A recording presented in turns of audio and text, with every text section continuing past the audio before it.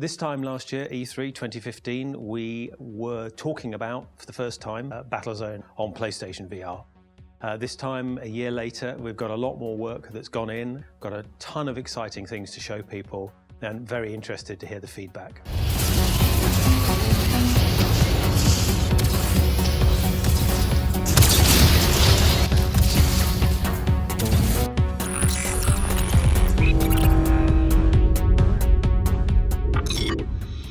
So the look of the game has evolved a lot since a lot of people last saw it.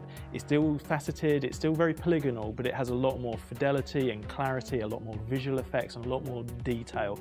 We kind of want that retro look, but we want to bring it in a modern way with modern processes and techniques and rendering techniques. So since the last demo, the cockpit has just actually been totally remade. We wanted to make it more sort of tangible, more believable, with realistic sized and scaled elements to it. But above and beyond anything, it has to support the HUD, the visual HUD that the player is looking at. So very much it's kind of works like wallpaper. There's a lot of things you'll look at, but actually once you're playing the game, you'll focus on the things that are giving you information. This time around, we've really made it much more state-of-the-art. It's more spacious, we've got more screens, more detail on the screens. We've opened up the views, so you've got a much better view outside of your cockpit as well. So all in all, you know, you're feeling like you're driving the most badass tank now.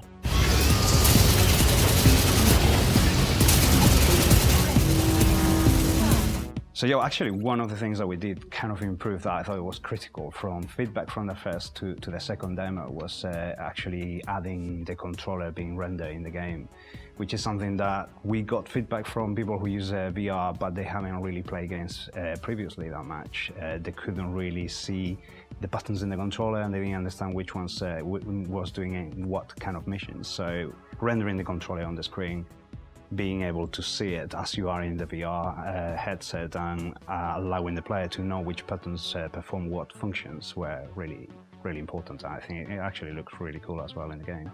I think one of the new kind of enemies that we added to the second demo that made a big difference was the hopper, which is this kind of flying, nimble kind of enemy. Interesting for the people who are 2000 AD fans, the hoppers are derived from a design in Rogue Trooper. The Rogue Trooper series, and that's why we call them hoppers, because they're sort of taken out of that comic book series.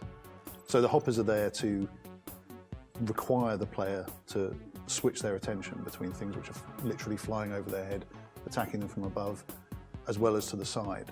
The natural way that you glance from side to side, quickly assess where the threats are, and then focus on the most important. That's one of the ways in which Battlezone is exploiting what VR can do in gameplay terms. The two main weapons that we offer to the player are essentially the same, although the machine gun is more sophisticated now in that it's using actual ballistics for its missiles, whereas previously it was just using line-of-sight impact effects. So it's a lot more satisfying and fun and physical to use. But probably the most obvious big change or the new thing we've added is the EMP weapon, which at the end of the demo you have to use it to obliterate everything in the environment and bring it crashing to the ground.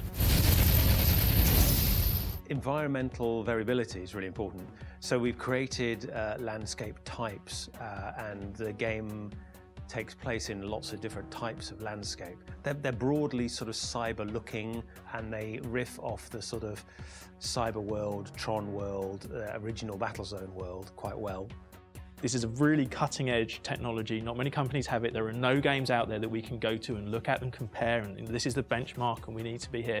We see a lot of stuff in isolation. The press get to see a lot of other people's games, and they're kind of like the first people who can actually gauge VR games against other VR games, and we're coming out really positive. So that kind of really, you know, heartens us and makes us feel like we're doing something right, something positive. VR is a way of us showing a video game.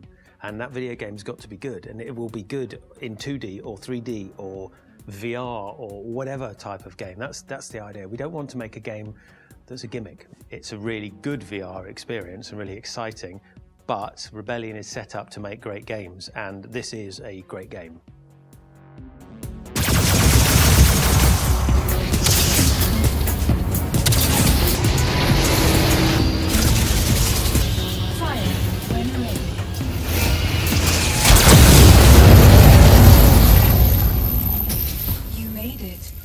Well done.